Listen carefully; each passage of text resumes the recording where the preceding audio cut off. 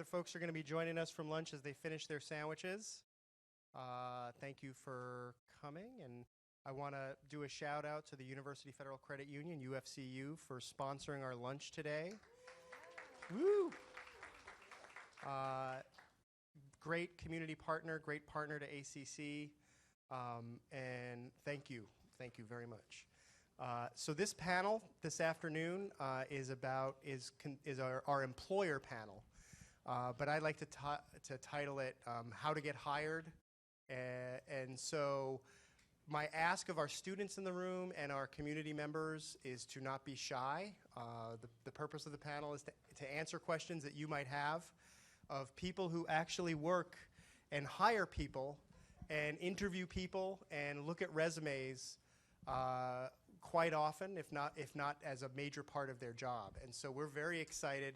I'm going to introduce each panelist individually and ask them to talk a little bit about themselves and their career journey, and then we'll start asking them some questions. And if anyone has questions after they've all been introduced and we've kind of gotten the ball rolling, just raise your hand and I will recognize you and relay the question here through the mic.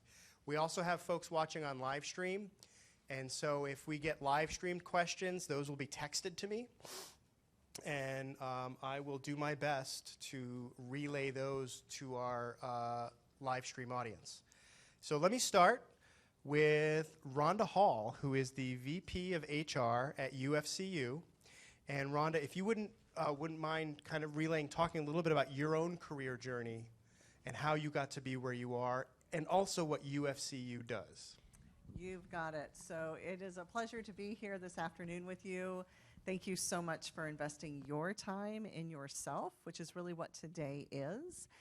So let me just tell you, I'm the Vice President of Human Resources for Organizational Development, Human Resources and Organizational Development for University Federal Credit Union, which is a not-for-profit financial institution that is focused mostly in the Central Texas region with a little bit of presence in the Galveston area. And if you're not familiar with what a credit union does, we provide all the services that a for-profit financial institution does. We just do it with a focus on our members. So that's the big differentiation.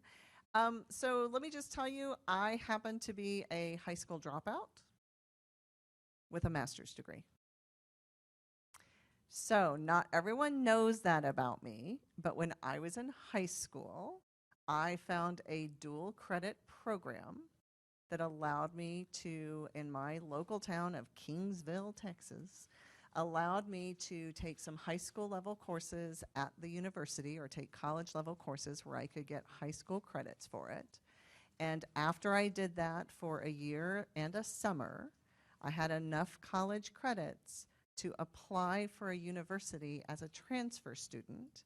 And you guys may not understand this, but there was a point in the world where we actually had paper applications. And there was a question on the paper college application that said, what year did you graduate from high school? And I didn't answer the question because I hadn't graduated, and I got admitted. So I started going to college. I was 17.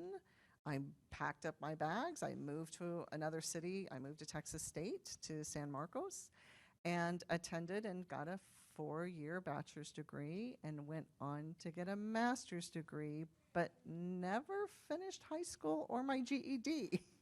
So I'm not recommending that. I'm just letting you know that if you're not thinking about dual credit and you have the opportunity to think about it, the reason I think it's fabulous is by the time I was 23 years old, I had a bachelor's degree, I had a master's degree, and I also had 5 years of work experience. And that enabled me to do an awful lot in my career.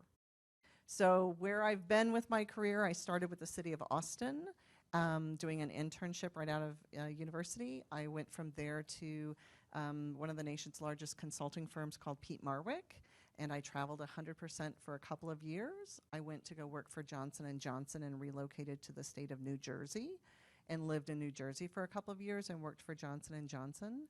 And then my sole surviving parent became terminally ill.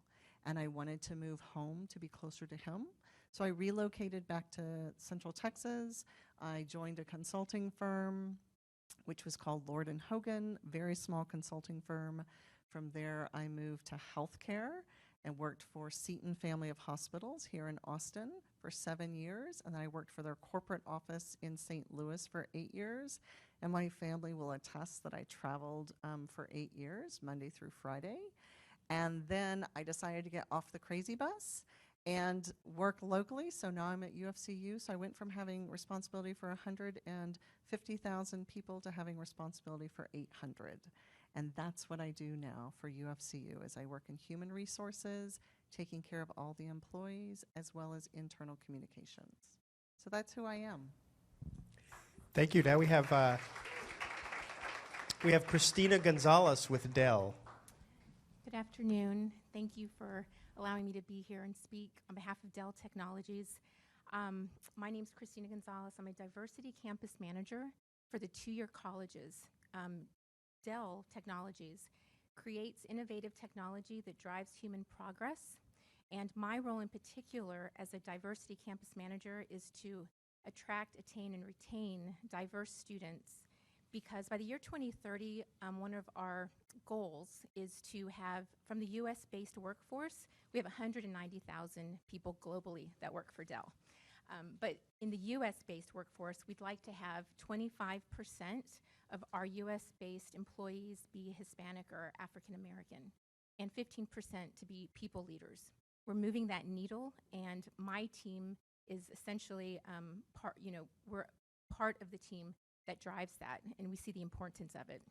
So I grew up in San Antonio, right down the road, first generation to go to college, worked 3 jobs while I went to school. I went to a private university because there was like paperwork. You were talking about paperwork. When I applied for a certain 4-year school, I found out in the summer that I was short a credit. So that summer I had to apply to like the nearest university, and I got in, fortunately. And during that time, one of the very last things that they had us do before we graduated was do an internship. So I worked at a television station in the promotions department. I didn't even know what promotions was, but by doing that internship, I discovered this is what I want to do. There's an actual name for it. So I grew up going to community festivals with my father. In our culture, the Latino culture, we call it Jamaicas. It's spelled Jamaica, but they're basically church festivals, music and food, and everybody comes together for a good cause. I love doing those. So what I did after I did my internship at KABB Fox Television in San Antonio, I then got my first job because of that internship at 99.5 KISS, which is an album-oriented rock station. And I basically was the assistant promotions director. I didn't know anything. I was scared of my shadow. I was now in backstage working, not like, security, because we had security, but I was the liaison between the winners that won on air and the entertainers. So we had Ozzy Osbourne, AC/DC, KISS, Foo Fighters, like Bush, like really, I'm dating myself, but they were big back in the day, Bush and them. But I was basically running interference to make sure nobody did anything embarrassing to themselves or for the station. But it was that opportunity. I was there for about a year getting paid peanuts. Somebody else heard about me at an ad agency. They stole me away. They offered a position to me, and that started the trajectory where I worked for advertising agencies for 20 years. So how does somebody in advertising get into basically HR? I never thought I'd get here. But working at Dell, so I worked at major ad agencies, worked on major accounts like Gerber, Western Union, Fortune 100 companies, but the bulk of my career was spent attracting, one of my clients was the US Army, and that's the one that really got me into the diverse opportunities. So all of my marketing, my plans across the country, and Puerto Rico were all to attract Latinos into ROTC, because there, like at Dell, there we wanted to have the Army population be representative of the US population in leadership, which means we wanted officers, which means they had to have a degree. So that was the bulk of my efforts. After that, I worked at, Charles Schwab doing events. And then at Dell, I came on board to do national events. And then from there, this was just kismet and divine intervention right before the pandemic hit, where all of our events went to zero, because all of our in-person events went to zero. I was transferred, and I started working talent and development events, which was all virtual.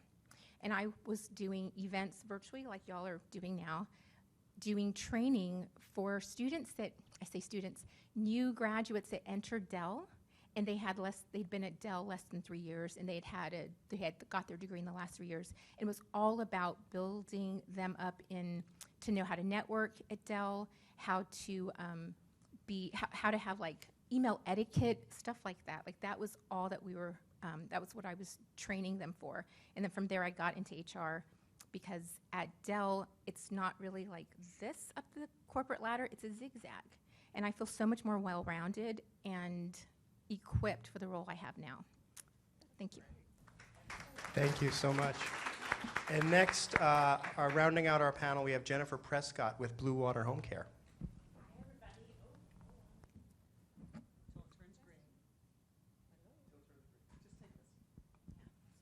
Swap it out here. Okay. All right.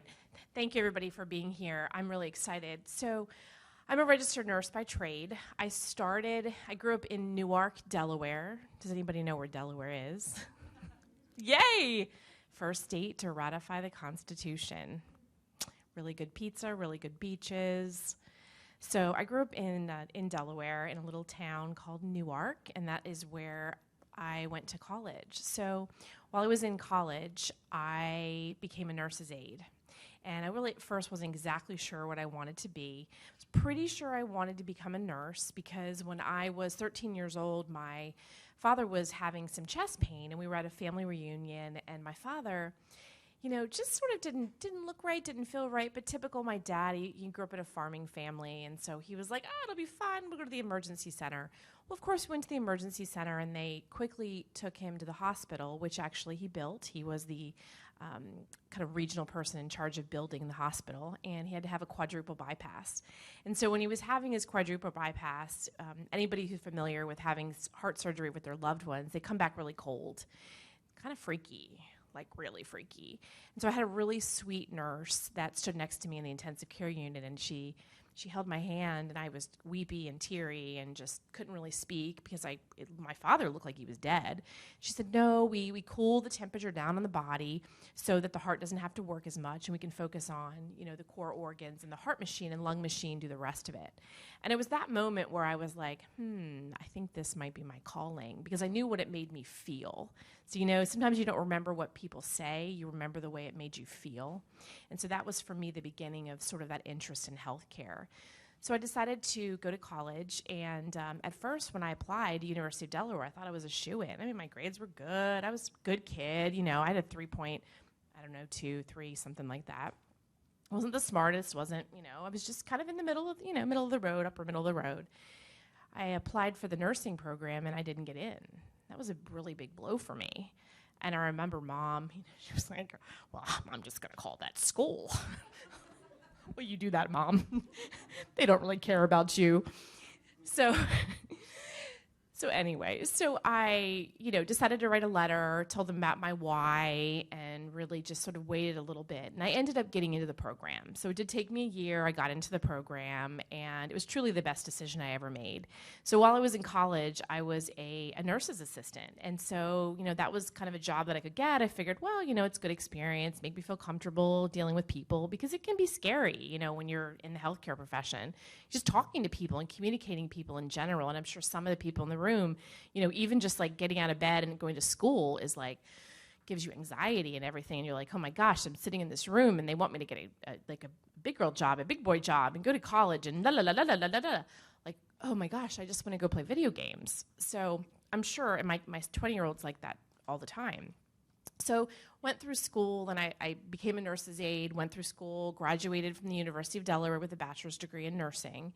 And I started out, and I got this amazing job as a cardiac intensive care unit nurse for pediatrics. And it was so cool, but it was like just not me. Like, it wasn't me. And a friend of mine who actually was my boss when I was a nurse's assistant in college called me, and she's like, I have this job. It's like a director of clinical services. And she's like, and you'd be in charge of like about 280 people. Everybody was older than me. I was like 21, 22. She's like, I think you can do the job. I'll train you. And I'm like, oh, okay. I'm like young and stupid. I was like, okay. So I took the job as a director of clinical services. And that was sort of the moment that I had a person, Eva was her name, my mentor, that really breathed sort of like, just breathed life into me. Like, she believed in me. She was a mentor for me very, very early. And I've stayed in contact with her throughout my career. But one of the things that I noticed is that I continue to work in home care and home health. And, down the road, we ended up moving to North Carolina. And I got a job at Duke. And at the time, my ex-husband, nobody believed in me. Ex-husband did not believe in me. And I was like, no, I'm going to go to Duke. And if you don't know about Duke, they've got a really good basketball team. Sorry if you are Raiders over there. Anybody a Raider? We did beat them last night. So just wanted to remind anybody that doesn't know that. But so I started working at Duke.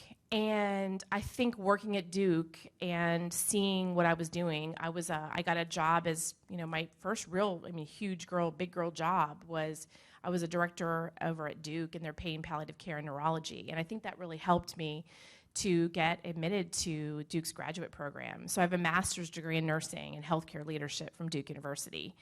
And so, I started out as, somebody at 13 years old that didn't really know what I wanted to do. And then down the road, it's been, 27 years I've been a registered nurse. And 5 years ago, I got remarried to a man that just believes in me and pours into me and loves me so much.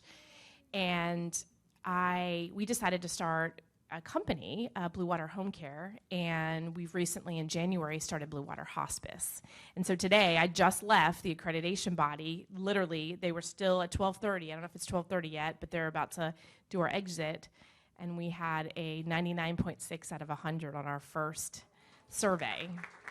So I'm here to say that wherever you start is not necessarily where you begin, and that is a process of who you are and who believes in you. And if there's a group of people that don't believe in you, then get another group of friends. And even if those friends are your family, then maybe you can't get another family, but you can pour yourself and surround yourself into people that believe in you, because that's what people have done to me, and it can make a huge difference. And just remember, you are enough. And I want you to ask questions like the real deal, anything you want to know. We're not scary. We've all come from, diverse backgrounds, and, we want to hear to help you and support you and make you know that you matter. Thank you very much. And I think one of the lessons from hearing from the three of you at the outset is that no one's journey is a straight line. It's always a number of different circuitous routes that you take on a career journey, and sometimes there are wrong turns, and sometimes, wrong turns lead to the right turns. So I just wanted to start, and this is a question, I guess it'll sense whether you're a positive person or a negative person. Either, I'm not going to put it on the spot, either give me the biggest mistake you've seen a job applicant make, or you've made, or a time you were blown away by something a job applicant did that was just like, oh my God, that's fantastic. So I'll just open it up to anybody who wants to jump in on that. I am more than willing to Okay. jump in and Jump tell on. you about two of my biggest mistakes in job interviewing, if you'd like to know them both. One of them is I was interviewing for a role in New Jersey at Johnson & Johnson with very serious people sitting around the table interviewing me, and can you tell me about a time when you have demonstrated blah, blah, blah. And one of the questions they asked me was, so when you move to New Jersey, will you, because you can't ask if you're married or if you have children. So what they asked me was, when you move to New Jersey, assuming we extend an offer and you accept it, when you move to New Jersey, will you be moving here alone? Okay, that's a way to get around an illegal question. Well, I was in the process of trying to decide, okay, this is what was happening behind. I was in the process of deciding whether I was going to, I had a dog that was my child, and I was in the process of having to decide whether I was going to have to put my dog to sleep if I moved, or whether he was healthy enough to make the move. And so I said, I will not be moving alone. I will be bringing...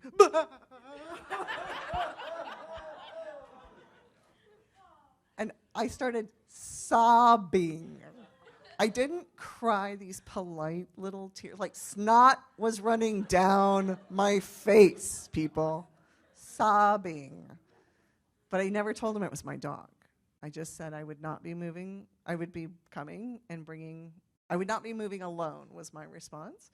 So I highly recommend you try to avoid sobbing in a job interview. It just really doesn't make you feel good, and then you don't have tissues with you, and it's a real problem. My second mistake is for the job I currently have. In the interview process, they asked me how comfortable I was leading a human resources department, and I said, I'm actually not very comfortable doing that. So I had to come back for another 3 interviews to convince him I could do it, even though I wasn't comfortable doing it. But I'm saying be honest, because I was, but maybe try to be very specific in answering the why you aren't comfortable. So those would be my learnings. Avoid sobbing if you possibly can. And if you're going to tell someone kind of a negative or a limiting factor about yourself, explain the why behind it the first time, because you may not have the privilege of coming back a second and a third and a fourth time to explain it over and over and over again. Good call. Great story. Thank you for sharing. So I have many mistakes, but the one that stands out the most would probably be when they ask you how much, what are your salary requirements. Never answer that. You always have them come to you, unless this is different from what you're telling them. You let me know. It's like I'll never, ever again say what my salary requirements are.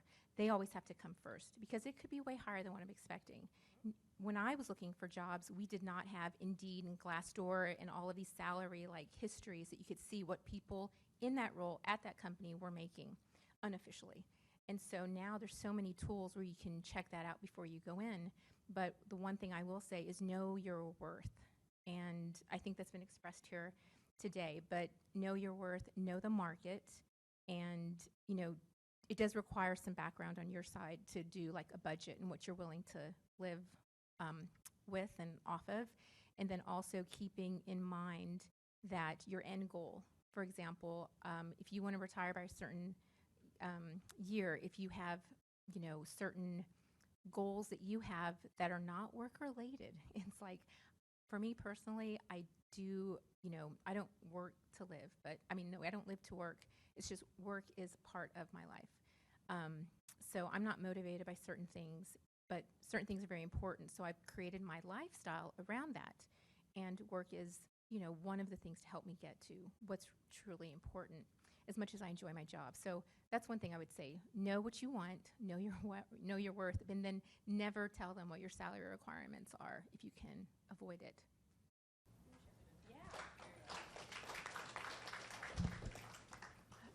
So the question was also about what has someone done to blow you away?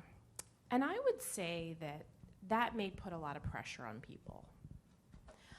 I would say that you don't necessarily have to blow someone away in an interview, because some of you have never been in an interview before, right? So I would say when the recruiter calls you, having them call back or answer the phone, having a professional email, not hotstuff@gmail.com. That's a true thing. I actually saw that. I would say come to your interview a little bit early. That will blow me away. know a little bit of information about the company. Maybe ask who you're meeting with.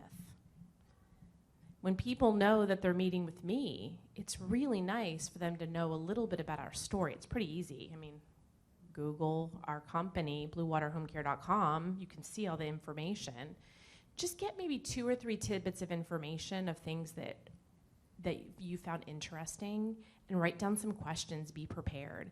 When I have an applicant that's prepared, who asks me, my why, asks me, why did I start our company, asks me, where do you want to see your company go in 5 years? That doesn't matter if I'm interviewing someone for an entry-level position or I'm interviewing somebody for a COO. If somebody takes the time, it doesn't take that much time. If you just plan a little bit, that blows me away that you're prepared. And I can tell you that's probably, even in like executive positions that I hire, 10% of the people are prepared. That blows me away. I'm going to take it one more step further. You ready? Send a handwritten. Go to the CVS, go to Walmart, do a little handwritten note that says, thank you for taking the time. It never happens anymore. I am always blown away. And sometimes when I'm interviewing someone and I notice that that person, maybe isn't the right person for that fit, but they've done all the things. I didn't tell you anything extraordinary, overwhelming, out of the ordinary. It is out of the ordinary. But then I'm thinking to myself, gosh, I really like this person. This person's very professional. How can I find another position in our company for this person? Or maybe I don't have a position right now, but I know Sally Sue down the street, who I know every single home care and hospice owner there is in Austin. And I'm like, well, gosh, this person's really good. They're really professional. I can't hire them in this position right now. We will go to bat for you, because having good employees is gold. The power is in your hands, for sure, and you should know that right now. The power is in your hands. You could get dollars more an hour, thousands of dollars more in a salary if you do these things. Thank you. I want to stay on that for a minute and talk to you both about that, because I'm curious about how, when somebody personalizes their application, how that sticks out with you all. So do you want to address that a little bit? I will share that in my role as a liaison between Dell and the universities and the colleges, I will receive the resumes and just scan them to make sure there aren't any major errors, that they have enough information. So then I pass them over to recruiters that actually go into in-depth, and they know what role they're looking for. So that's what I can share on that. It's not as deep, but I'll pass it over to you now, because it looks like you probably see more resumes than I may. So one of the things that you can do to really stand out is, when you're applying for a role at a company, is figure out who you know that works there. So talk to your friends, talk to your parents, talk to your cousins, talk to your aunt and your uncle. Think about any clubs you belong to, but who do you know that works there? And let them know that you're applying, and ask for their permission for you to add their name, if not to your resume. Usually when you're completing your application online, there's a question that says, how did you hear about us? Type their name in, and your resume will stand out. For most of the applicant tracking systems, it gets highlighted in green. So I may have 90 resumes or 90 line items of applicants, and one of them is highlighted in green because they know someone who works at UFCU. Do you know what resume I'm going to read first? That one. And you know why I'm going to read it? Because I can pick up the phone and I can call Jeremy. Say, Jeremy, do you know him? And Jeremy may say, no, I don't. I think I know his parents. Oh, okay. Well, he knows you, and that says enough to me to say, I'm going to bring this resume to the top of the pile. As I'm looking at all 90, this one is going to set the bar. And I need to see where everybody else is compared now to that resume. So that's a just something tiny that you can do to really stand out. What my other piece of information for you is when you're writing your resume, and I know there was a resume writing class today, one of the best things you can do to help you build that resume is start volunteering. I don't care if you're walking dogs over at Austin Animal Shelter. I don't care if you're fostering pets. I don't care if you're washing cars. I don't care if you're working at your church daycare on Sunday mornings. Do something that connects you to something that's not related to being a high school student. Do something that connects you to the community, because that is a resume builder, and that shows an employer that you care about something bigger and better than yourself. Thank you for that. Can I Oh, go add ahead. something? So I was fortunate enough to be in your resume class this afternoon, and one of the things that we promote also at Dell is to make sure, if you don't already have one, start working on your LinkedIn profile, because the quick way to find out who you know that may be working at the roles, at the job that you're looking to apply for, will be a search, assuming that they also have a LinkedIn, and majority of professionals do. So what you would recommended, you just put in the job, put in their name, see where they worked. Even if they don't work there currently, they can tell you what it was like to work there. And they can also tell you who they know that may still work there. This is a spider web effect, but it's a way to be strategic, and it's so quick and so easy just to type that in. Christina, I want to stay with you for a second. You mentioned, this is related to a question that's come in over the live stream. You talked about discussing salary, or the question that came in over the live stream was, how do you then discuss your salary requirements if you're not supposed to give them up? Okay, so I memorized a phrase a while back when I was in these situations, and it was along the lines of basically a way of saying that I know my worth, but it's what the market is requiring for this role. But I can't think of the phrase right now, but there's a way to politely say that you're not going to give them the requirements, but what does the role typically, what's the range for this role? Ask them what the range is, and know that they're probably going to maybe be a little low, and you need to push for the higher end of it. If you know the scale, and you know what you're bringing to the table, in some cases, like I remember I could have pushed for more money, and I did it to going back and forth, but I realized I just knew I wanted to get into this particular company because the opportunities were crazy great. Like I knew I could bust it. But the other thing is, when you do come in lower than you should, usually all your subsequent merit increases, salary percentage increases are all based on that low amount. So always push for the max. But yeah, what I would typically say is like, what does the range for this role? Yeah, what's the range? And I would imagine that would tell you if you're even in the right ballpark with with the job. Absolutely. Does anybody else want to weigh in on that one at all? No, I agree. Okay. Do we have any questions from the group out there? The one thing I want to sorry, go add ahead. is I also want to say sometimes that can be an uncomfortable moment in the interview, and that's okay. That when someone says, so, George, tell me, what are you expecting in this salary? And you're saying, well, can you tell me a little bit about what the range for the salary is? They say, well, really, I'd like to know what your expectations are. It would help me if I understood what your range was. Can you share with me what the range for the salary is? It becomes a dance that can feel a little uncomfortable. Stay with it. Stay in the dance, because I guarantee you the employer knows the person who speaks the number first is the person who loses. So the it's just like if you're buying a car, don't ever say how much you have to spend. This is the same thing, people. And pay cash.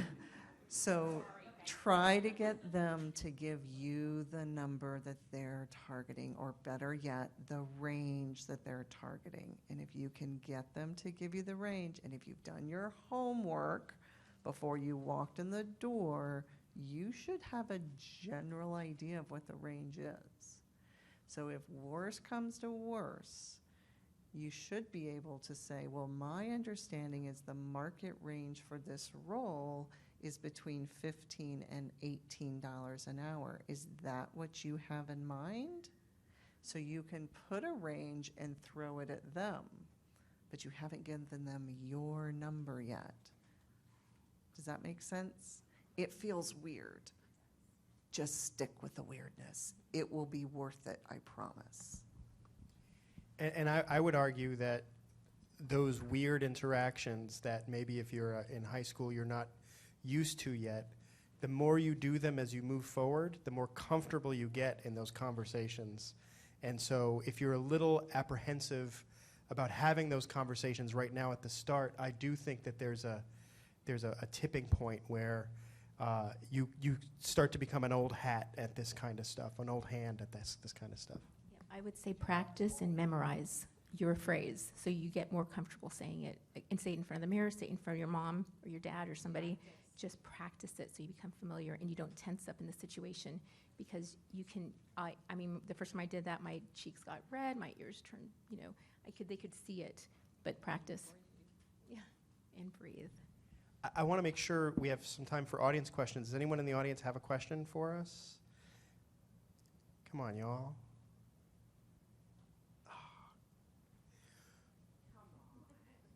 Well, if not, then because we have only about 5 minutes left in this session, I wanted to kind of ask you all one last reflection and just kind of summing up our conversation.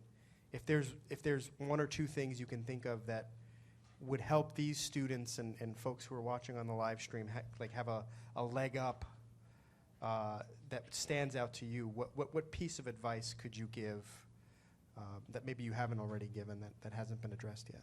For me, I continue to see, and this is in my role talking to many college students, you may have all the right requirements on your resume, but the soft skills are so important.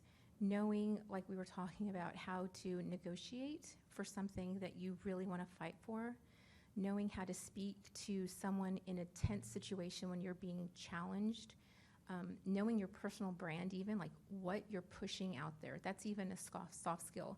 You want to be real careful about your email addresses. But those soft skills, knowing how to speak to people, how to remain calm in tense situations, a lot of that will come from experience. But as you are working like in your current positions, whatever you may be doing, look for opportunities to go into the fray, which are going to be uncomfortable and challenging, and don't, I would suggest not to withdraw, but just enter it, because each time you do, you're going to learn something more about yourself and you can practice, and that'll make for a very strong leader who's empathetic, meaning you can put yourself in their shoes and you can feel their situation, but being able to communicate and not lose your cool and not lose the topic, remaining about the subject and not getting personal. That's a huge soft skill. There's so many great trainings out there as well on LinkedIn and on the web that you can do. TED Talks are great, but I would look into soft skills. That will take you like a notch above others. And how to communicate that when you're in an interview, you can just say, I have soft skills because I did X, Y, Z. Yeah, that's what I'll share. I would say the most important thing when you're interviewing with someone is to know the value that you bring to the table. And you need to write it down and practice it, because that is what is going to make you stand out from other people. So as an owner of a company, if I'm looking to hire a marketer, I want them to be able to tell me their previous success and what that's going to mean to our bottom line. And so understanding what the bottom line would be, whether it's customer service or whatever you're responsible for, I think that's probably the most important thing that you can do. And I think the second thing is, and you touched a little bit about like social media, and I'm not an HR professional, so I can say this.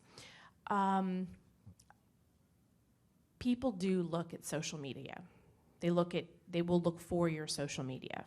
Not in every role, every time, But when you're starting to escalate, because they want to make sure that you're not a liability to them, you know, that doesn't mean that you can't have pictures and things like that. Just be appropriate on what would be something that, you know, you would feel comfortable sharing with, you know, even showing your teacher. People used to say grandmother. Well, maybe it's not that. Maybe it's your teacher. Maybe it's whatever. So just make sure you're thinking about what would an employer think about if they saw you doing X or writing X or whatever. And I'm going to reiterate something Christina said earlier, and that's seek out internships. If you can find an internship, take it. If you can find a paid internship, take it. You know, continue down your college course. It's not easy to go to school during the day or to work during the day and go to school at night, but it is doable. And it's a lot easier to do that before you have children. So for those of you that don't have children, I recommend that you try to double down now. If you have to work, then work during the day and go to school at night. I'm here to tell you, you can do it. If I can do it, you can do it.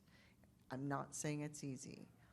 That internship is a key for you to open a door, and to open a door at a higher salary range than if you don't have an internship. I want you to think of that internship as your salary accelerator, because you're going to enter the workforce not at the bare bottom with no experience, but you'll enter the workforce with work experience, which is a higher salary range. And that higher salary range is going to make you more comfortable. So that's my piece of advice. Thank you very much. That's great advice. Oh, I have a question. So let's say I'm in an interview and they ask me about my weaknesses. How would you suggest that I answer that without impacting it my their decision on hiring? So the question For the line show. Okay. Yeah, the question was, if you're in an interview and someone asks you about your weaknesses, how do you answer that? I'm going to add the word honestly, without negatively impacting you. You should have prepared for that question before you walk into the interview. So let me start with that. That is part of your homework, is know that they're going to ask you, what's your work experience? What do you do exceptionally well? What are your areas of opportunity? Where do you want to be? And how much do you want to make? Like, those are the 5 questions you should be prepared to answer when you walk in the door. I always believe in finding a strength that, if it's overutilized, can become a weakness. And so be very clear. If you say, look, one of the things I struggle with is time management, and so the way I make sure that I am getting things done on time is I use this system to manage my time. So if you have a weakness, you need to have a solution to it. Okay. There's one other thing I also just want to mention, and I should have said this earlier.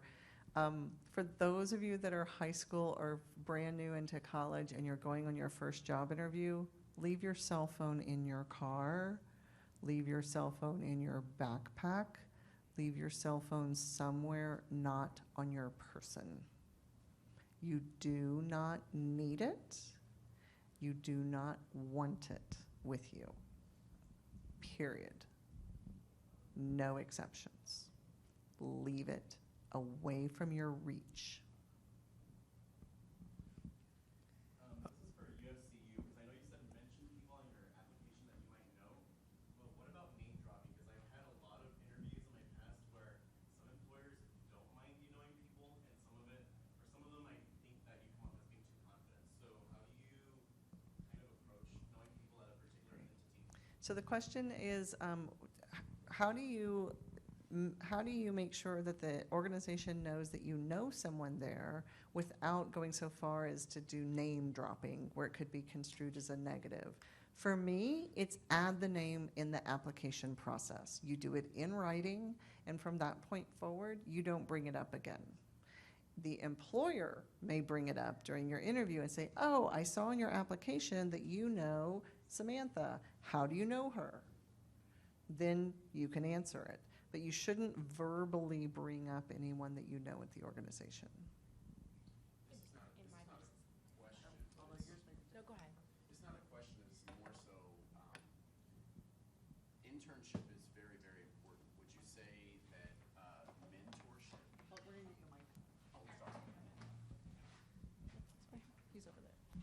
internship is very important. You guys talked a lot about that. What about mentorship? Would you advise that the students be looking for someone that's in an industry that can help guide and, you know, help them get over some of those stumbling blocks? Because if they can avoid some of the things that we went through, that's beneficial. So Absolutely. What about mentorship? I think seek out, first seeking out, if you're, in high school, obviously seeking out a teacher or, community people as well, friends of your family, people that you feel like you jive with, maybe people that are in the same career that you're looking to go into or maybe you're interested in. I think that both internships and the mentorships are very important. I can tell you that I've had both, and both of them have been very successful. And you do evolve, and I think that you have to have someone to look, up to, so that you are be able to be your best self, and they'll also help you to be that soft place to land, so that you can, plan for things. Like your question was great. I would add just about, putting a person's name. So I'm in healthcare, and so for us, we actually, we like to hire people that know other people. So in our business of home care, where we're taking care of seniors and helping them age in place, if someone has an interview with me and they say, I've worked with Dakota over at New Hope Manor, for 10 years, and she's been saying amazing things about, she's, grown in her position. So this Dakota, we hired her as a CNA, now she's moving up and she's a mentor, and she's a mentor manager now, and so that is a positive thing, at least in my profession. So it may be helpful to connect with a mentor in the profession, and you could ask them, would it be appropriate or not? Obviously in healthcare, a little bit different potentially than in the business world, but it can be very helpful on our part. And I look at very favorably when they have the conversation. Now, of course, they're name dropping. You can tell as an interviewer, you can tell, and I might say, how do you know them? Or, those kind of things, delve into a little bit. I want to thank our panelists for joining us today. They provided great insight to all of us. I did want to say that building on what this conversation right now, if you stay in this room starting at 1:15, there's a session led by Nina Means, who is our director of our ACC Fashion Incubator. She's worked in the fashion industry for many years. ACC has a fashion incubator where people with design ideas can go and get the skills they need to start a fashion business. I'm pitching that, but I'm also saying what's important is that she's going to do a session on styling yourself in the Zoom era. So she has a whole really innovative presentation about not only how to look good at an interview, but how to style yourself and look professional in this new normal where, about 50% of all of our meetings probably from here on out are going to be on a camera. So stay tuned for that if you have to take a bio break, but come on back. It's going to be a great presentation. And once again, thank you for our panelists for sharing your insight today.